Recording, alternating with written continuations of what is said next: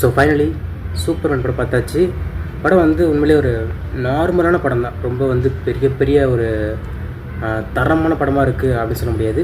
ஒரு நார்மலான ஒரு ஆவரேஜான படம், ஒரு நல்ல சூப்பர் படம் அப்படின்னு சொல்கிற லெவலில் தான் இருக்குது. தவிர ரொம்ப முக்கியம் அவங்க டைம் வேஸ்ட் பண்ணுற அளவுக்கு அப்படியும் கிடையாது. ரொம்ப கூஃபியாக இருக்குன்னு சொல்ல முடியாது. சில இடங்களில் குஃபியாக இருக்குது, பட்டு அது நான் ஒரு மாதிரி நல்லா இருக்குது பார்க்குறதுக்கு.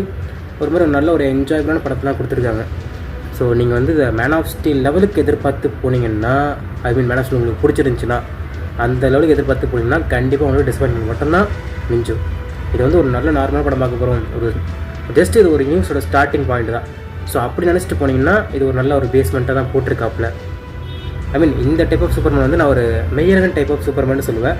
ஸோ எப்படின்னா வந்து செம்ம பியூர் ஹார்ட்டு, சும்மா பேச்சு தான் எறும்பு கூட துரோகம் பண்ணாலும் சொல்லுவாங்க. ஆனால் உண்மையிலேயே அவர் வந்து ஒரு அணில் குட்டி கூட ஒரு எதுவும் ஆகிடக்கூடாது அப்படின்னு சொல்லி ஒரு அவரது கூட காப்பாற்றுற ஒரு அவ்வளோ பெரிய நல்ல ஒரு பியூர் ஹார்ட்டான ஒரு மனுஷனாக இருக்க ட்ரை பண்ணுற ஒரு சூப்பர்மேன். அதை கிளைமேக்ஸில் சூப்பராக அட்ரஸ் பண்ணியிருப்பாங்க. லெக்ஸ்டர் பார்த்து நீங்கள் வந்து மனுஷ ரூபத்தில் இருக்க ஏலியன், ஆனால் நான் ஏலியன் ரூபத்தில் இருந்தாலும் நான் ஒரு மனுஷன்டா அப்படின்னு சொல்லிட்டு ஒரு செம்மையாக ஒரு டைலாக் சொல்லுவார். அதெல்லாம் நல்லாவே ஒர்க் அவுட் ஆகிருந்துச்சு. இந்த படத்தை கண்டிப்பாக தேட்டரில் என்ஜாய் பண்ணி பார்க்கலாம்.